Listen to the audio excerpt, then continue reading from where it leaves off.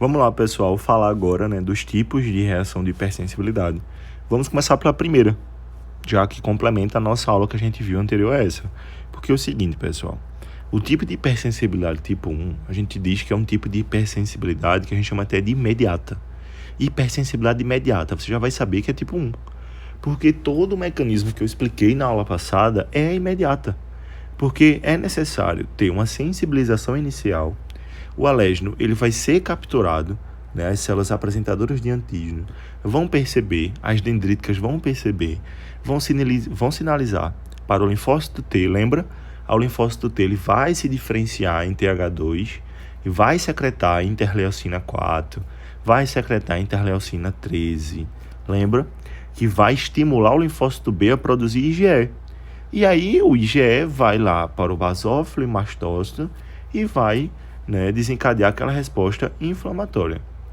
Então, a gente tem nessa essa reação, né, de hipersensibilidade tipo 1 a imediata, essa fase imediata de início, certo? Quando tem a exposição.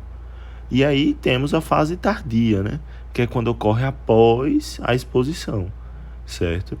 Que aí vai, né, com o tempo, produzir a resposta imunológica. Então, a gente pensa o seguinte, a resposta imediata tipo 1, ela é rápida, mas ela tem dois momentos. Ela tem a parte que o corpo percebe que tem alguma substância, ele vai desenvolver o IgE, vai produzir um IgE e depois já vai estar produzido. Então, é tipo demanda. Um exemplo, para abrir um cadeado que está sem chave. Aí você tá querendo abrir, tá tendo uma reação ali, mas não tá conseguindo abrir. Aí você manda produzir uma chave específica. É a mesma coisa do IgE. O IgE vai ser específico com o tempo. E aí, quando você já tem a chave específica, você já vai abrir muito mais rápido. Então, quando seu corpo já tem um IgE específico para aquele patógeno ali, ele já vai ter uma reação muito rápida, certo? Ok. Então, tipo 1, ela é assim, certo? Ela é a imediata. É essa resposta imediata. O que é que vai causar nessas substâncias para vocês verem? Causa vasodilatação, aumenta a permeabilidade capilar, glândula, se tiver algo que está secreçando demais ali, pode ter uma hipersecreção, espasmos, infiltração de células de defesa, entendeu? Então sempre vai estar tendo relacionado a isso. Quando a gente fala de hipersensibilidade tipo 2, a gente chama de hipersensibilidade até citotóxica. E aí eu quero que você lembre citotóxica como destruição de célula. Então, a hipersensibilidade do tipo citotóxica vai ser quando anticorpos específicos, e aí sempre lembre, sempre vai ser anticorpos que são o IgG e o IgM, certo? Principalmente esses dois. Quando eu falar que está tendo hipersensibilidade, está tendo muito IgG e IgM, é porque é tipo 2, certo? E aí o que acontece? Na tipo 1, a gente viu que o anticorpo ele vai para o basófilo, mas dessa vez não. Tá aqui, ó, o patógeno. O anticorpo ele vem e se deposita nele. E aí lembra que um vídeo que eu mostrei para vocês, o anticorpo se deposita e espera uma célula vir, que pode ser um macrófago, pode ser outro linfócito, para destruir essa célula. Então esse é o mecanismo que vai acontecer. O anticorpo também, lembra, pela via do sistema complemento, o anticorpo, ao se acoplar, ele pode iniciar uma cascata da via do sistema complemento para destruir essa célula. Então, no tipo 2, a gente vê destruição de célula em massa, certo? Então, a gente diz citotóxico porque vai ter essa destruição. O anticorpo ele vai para a célula que é considerada, né, o patógeno ali, certo? Então, diversas doenças autoimunes são relacionadas com isso, porque o anticorpo ele vai para uma célula que é boa, então ele vai para um hepatócito, certo? Ele vai para um fibroblasto, ele vai para uma célula boa do nosso corpo, ele se acopla lá e manda matar. Então começa a ter a morte, né, de células que são boas para o nosso corpo. Então o tipo 2 sempre vai ser muito relacionado a reações de imunodeficiências, certo? Quando a gente vai falar do tipo 3, a gente fala basicamente de uma resposta molecular que forma imunocomplementos. E isso vocês têm que saber. O que seria, meu senhor, esse imunocomplemento? Ok, aqui vai formar um imunocomplemento. O que seria o imunocomplemento?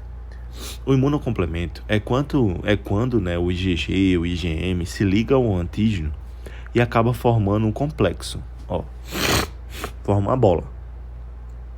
E aí tá formando uma bola. E aí o que acontece? Essas bolas vão acabar ficando depositadas no vaso. Então imagina aqui, deixa eu ampliar aqui um desenho para vocês verem. Imagine um vaso sanguíneo. E aqui tem uma célula que é considerada um agravante para o nosso corpo. E aí chega os IgG, os IgM, chega tudo aqui, ó. Só que aí chega muito. Aí vai ficar um bolão assim, bem grandão. E esse bolão pode ficar preso no vaso. Então, essa formação de imunocomplemento que fica preso, forma um imunocomplexo, né, grande. Isso é característico da reação de hipersensibilidade tipo 3. Ou que muita gente também chama de hipersensibilidade complexa. E aí isso acaba ativando diversas vias inflamatórias, porque a corrente sanguínea aqui vai ficar ruim para passar, entendeu?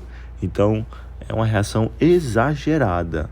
E aí o lúpus, por exemplo, como é o lúpus que a gente diz que é o lúpus eritematoso, né? Acontece isso. Ou a glomerulonefrite, processos inflamatórios. Acontece isso, ó, falei do lúpus, ó, tá aqui, ó. Então dá uma lidazinha para vocês verem, certo? Porque acaba tendo depósito desses imunos complexos em regiões que não deviam, em tecidos. A vasculite é, por exemplo, também uma doença que causa isso, certo? E a tipo 4 a gente chama de tipo 4 tardia. É o mecanismo molecular tardio, porque a gente tem o envolvimento de células, né, de linfócitos, certo? E aí acaba tendo uma resposta imune mediada por células. Só que é tardia. Lembra que eu disse para vocês que a gente tem a sensibilização. E essa sensibilização demora para o linfócito T mandar produzir o linfócito B para produzir anticorpo. Que eu disse isso era imunidade adaptativa. Então, a tipo 4, ela é a tipo 1 também, pessoal.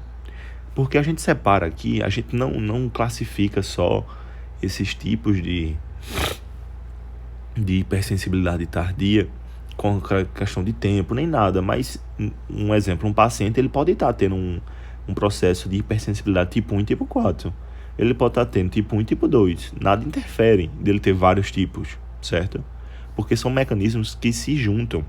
Então imagina um paciente que uma questão fala assim, o paciente ele está demorando para ter produção de IgE, então é tardia, porque o corpo ainda não foi sensibilizado do jeito que deveria, entendeu? Então ele não está tendo produção, então leva a uma inflamação grande e demorada, porque está tendo um processo muito demorado.